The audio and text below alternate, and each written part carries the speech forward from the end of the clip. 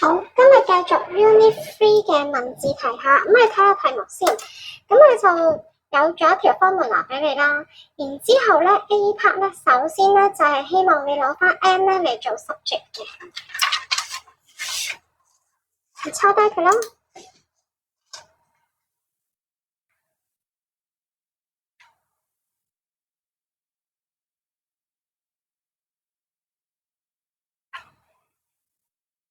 好，攞翻 M 嚟做 subject 吓。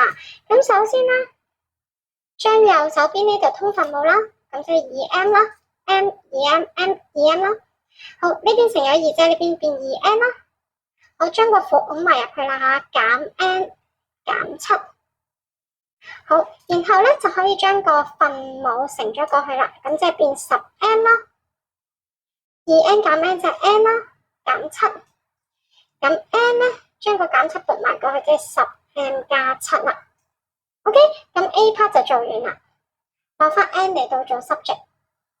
跟住下一 part 咧，佢想做嘅咧就係問，如果 N 咧 increase by 3嘅話咧，咁 change in the value of N 係乜嘢咧？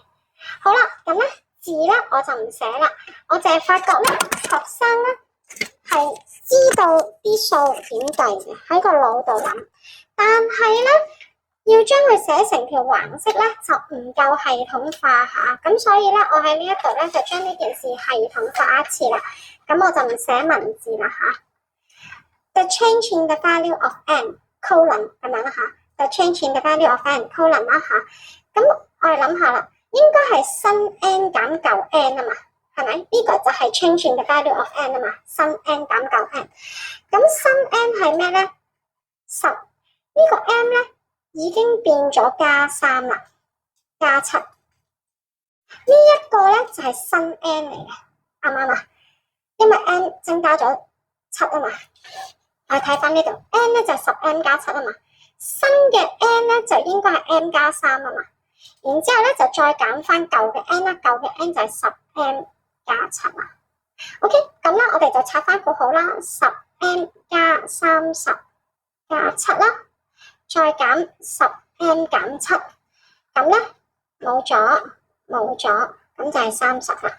咁你就可以寫埋答題啦，就係 the change in the value of n is 或者 increase by 30咁樣啦。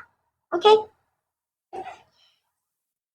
咁咧呢度想特別講下嘅咧就係咧點樣去將你哋腦裏面諗出嚟嘅嘢咧係顯示出嚟嘅，就係新減舊嘅概念。無論係呢一度係講加減數啦，又或者佢有時會講 percentage 咧，原理都係一樣嘅。總之就係新減舊。咁你就要諗下新嗰個係點咧，舊嗰個係點咧？舊嗰個就照抄啦，係咪？咁你哋唔使擔心咧，係成。如果你哋有一刻咧發覺 delete 唔到呢啲嘢咧，咁就一定錯嘅，一定 delete 到，一定可以 offset 到，佢最後一定會係一個 amount 嚟嘅。OK， 好啦，咁咧就可以睇翻48題嘅答案啦。好，48題n 等於10m 加7啦 ，increase by 30啦，係啦。咁咧下一題咧，再繼續做嘅文字題嚟嘅52。又睇佢講乜啦？咁咧佢就話咧，要整 n 咁多件蛋糕咧，就需要 c 咁多嘅成本。佢俾咗一條 formula 嚟 ，c 等於45n 加 k 下。咁咧就話 k 係一個 constant， 咩意思咧？即係個常數項，常數項即係話咧，就算你一件都唔整，你都要俾 k 咁多錢啦。係啦，呢個 k 咧同你整嘅件數係冇關係嘅，即係佢自己係獨立出嚟嘅，就為之 constant 啦。咁佢亦都俾咗條數嚟嘅，就係話如果整12件蛋糕咧，就需要900蚊啦。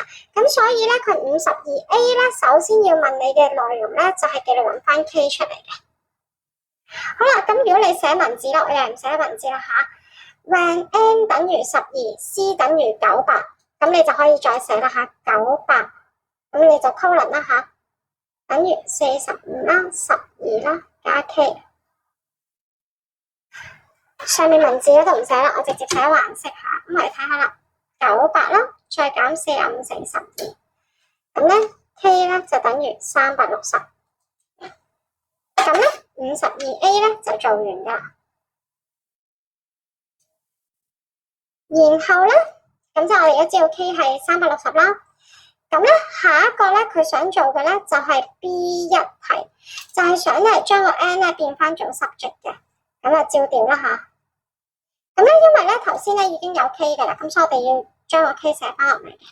好啦，然後咧就可以 C 減360啦，將個360調過嚟啦，就等於45N。咁 N 咧就等於 C 減360除翻45啦。好 ，B1 題都做完啦。OK， 好啦，跟住下一個咧，佢想問嘅咧就係 B2 題。咁 B2 題咧，佢就想問喎，佢話咧，阿 Joey 就話咧，如果咧整嘅蛋糕嘅件數 double 咗嘅話咧，個 cost 都會 double，就問你係咪 agree 嘅？